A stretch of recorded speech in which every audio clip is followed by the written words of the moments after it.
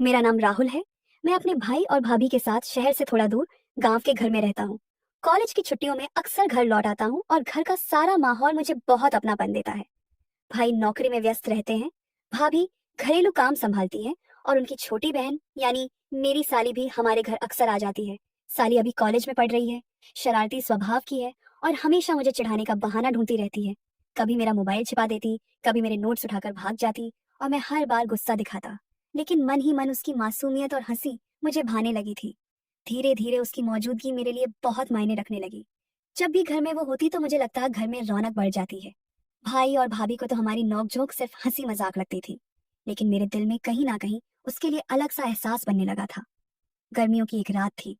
सब लोग छत पर सो रहे थे। बिजली चली गई थी और छत पर हल्की ठंडी हवा चल रही थी। भाई और भाभी एक कोने में सो गए थे और मैं थोड़ी दूरी पर अपनी चारपाई डालकर लेटा था। तभी मैंने देखा कि साली भी वहीं पास में अपनी चादर बिछा रही है। मैंने कहा, तू यहीं क्यों सो रही है? भाभी के पास सो जा, वो हल्की मुस्कान के साथ बोली।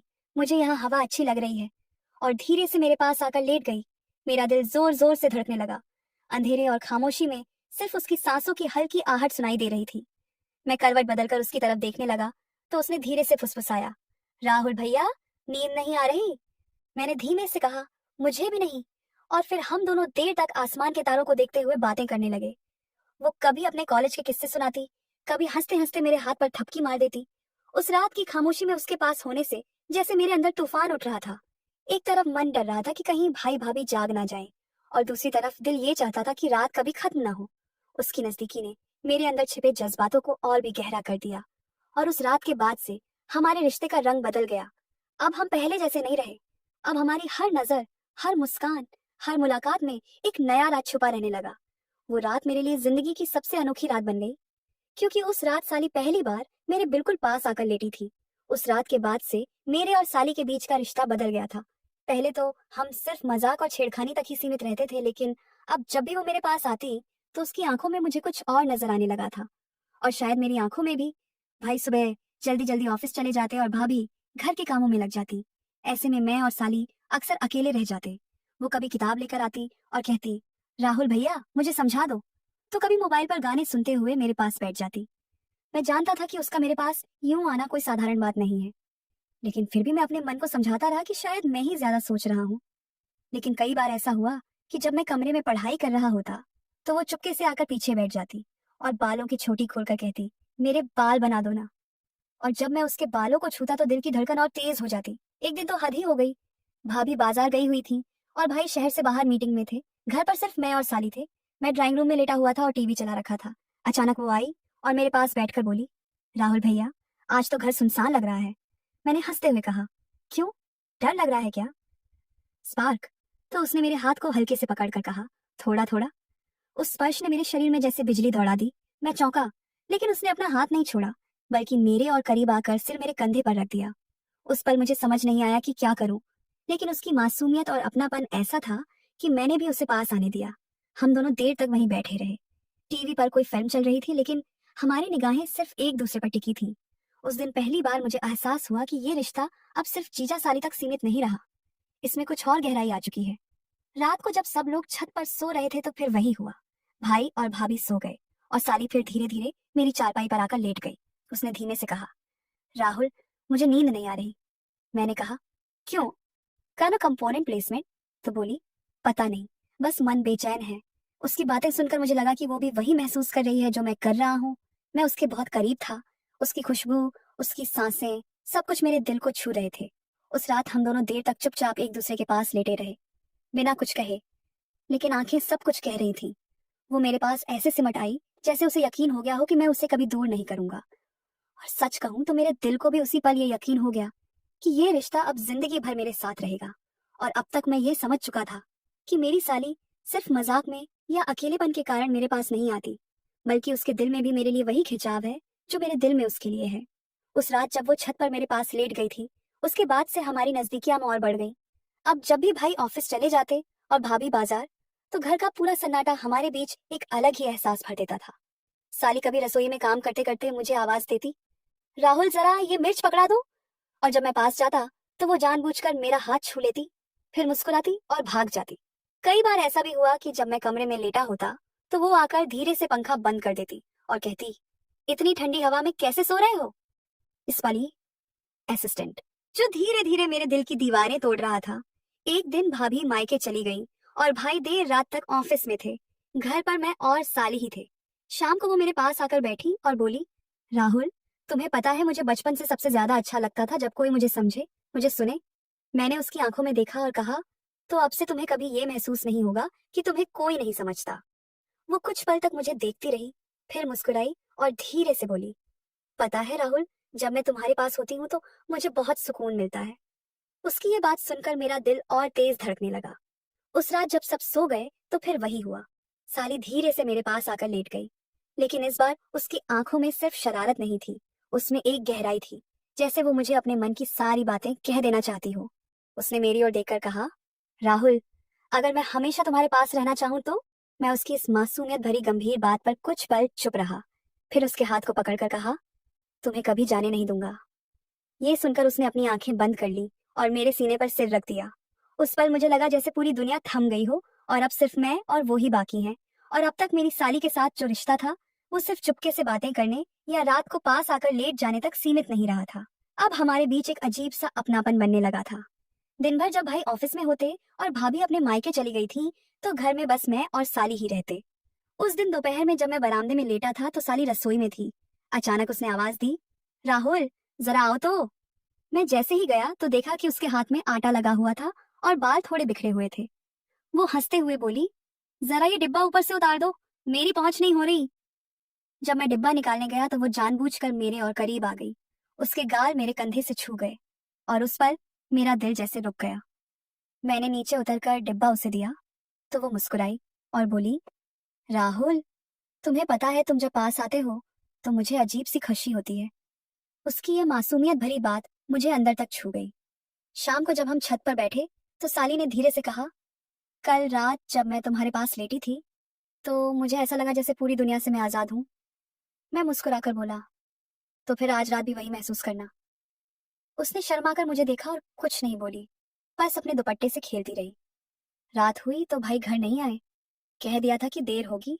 मौका पाकर साली धीरे से मेरे कमरे में आ गई। उसने मेरे पास बैठकर कहा, राहुल, अगर ये सब किसी को पता चल गया तो? मैंने उसका हाथ पकड़कर कहा, डर मत, मैं हूं ना। वो मेरी बाहों में आकर छुप गई। उस पर घर का हर कोना जैसे हमारी सांसों से भर गया था। उसके चेहरे की मासूम हंसी और आंखों की गहराई मुझे पागल बना रही थी। धीरे धीरे हमारी ये नजदीकियां अब छिपाना मुश्किल होने लगी। दिन में हम नजरें मिलाते और रात को चुपके से पास आ जाते। और हर बार साली का दिल जैसे और खुलता जाता। उसकी बातों में अब सिर्फ शरारत नहीं बल्कि मोहब्बत भी झलकने लगी थी। और अब मुझे ये एहसास होने लगा था कि साली सिर्फ मेरी आदत नहीं बन रही थी बल्कि मेरी जिंदगी का हिस्सा भी बनती जा रही थी। पहले तो लगा था ये बस एक छुपी हुई चाहत है जो रात को छत पर उसके पास लेटने तक सीमित रहेगी, लेकिन अब हालात बदल रहे थे। उस दिन दोपहर में भाई अचानक घर जल्दी आ गए। मैं हॉल में बैठा था और साली रसोई में काम कर रही थी। जैसे ही भाई ने साली को देखा तो बोले, अरे, तुम इतनी थकी थकी क्यों लग रही हो, सब ठीक तो है? साली ने मेरी तरफ देखा और फिर बोली, कुछ नहीं, बस नींद पूरी नहीं हुई। मैं मन ही मन मुस्कुराया क्योंकि मुझे पता था कि उसकी ये अधूरी नींद किस वजह से थी। रात हुई तो भाई और भाभी अपने कमरे में चले गए। मैं हमेशा की तरह छत पर आ गया और थोड़ी देर बाद साली भी धीरे से आई, लेकिन इस बार उसके चेहरे पर थोड़ी घबराहट थी। उसने आते ही कहा, राहुल, आज मुझे बहुत डर लग रहा है। अगर किसी दिन ये सब राजा खुल गया तो क्या होगा? मैंने उसका हाथ पकड़कर धीरे से कहा, डरने की जरूरत नहीं, हम सब संभाल लेंगे। वो मेरे पास लेट गई और बोली, तुम्हारे पास रहकर मुझे लगता है जैसे मैं अपने असली घर में हूँ। उस रात हम दोनों चांद की रोशनी में बहुत देर तक बातें करते रहे। साली ने पहली बार अपने दिल की बातें खोली। कैसे बचपन से उसे प्यार की कमी महसूस हुई, कैसे सबकी उम्मीदें उस पर लदी रहती थीं, और कैसे मेरे पास आकर उसे सुकून मिलता है।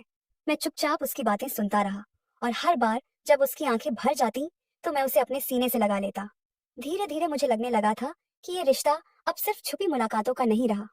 हम दोनों के दिल अब सचमुच जुड़ चुके थे और इसी जुड़ाव ने हमारी मोहब्बत को और गहरा बना दिया। और अब कहानी उस मोड़ पर पहुंच चुकी थी जहां डर और रोमांच दोनों साथ साथ चल रहे थे। एक रात हमेशा की तरह साली मेरे पास छत पर आकर लेट गई। हम दोनों धीरे धीरे बातें कर रहे थे, तभी अचानक नीचे से दरवाजा खुलने की आवाज आई। हम दोनों के होश उड़ गए।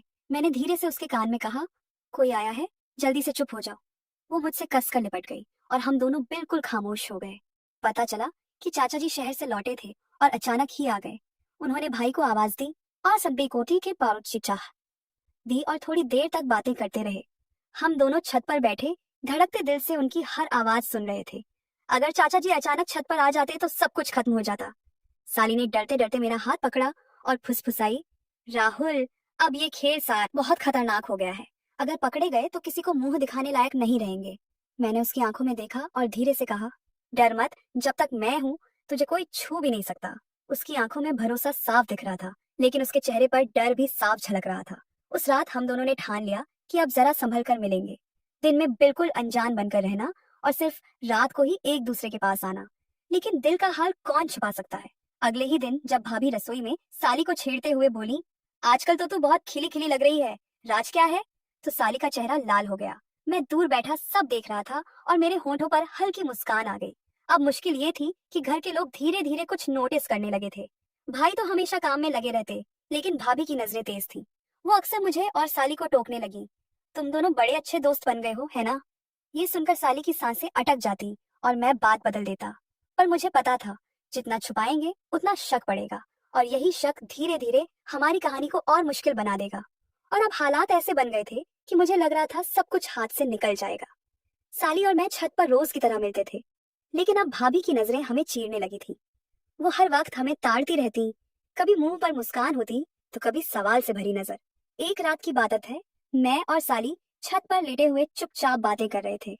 हवा बहुत ठंडी थी और चांद पूरा आसमान पर फैला हुआ था। साली मेरे सीने से लगी हुई धीरे धीरे मेरी धड़कन सुन रही थी। तभी मुझे लगा जैसे नीचे आंगन में कोई आहट हुई है।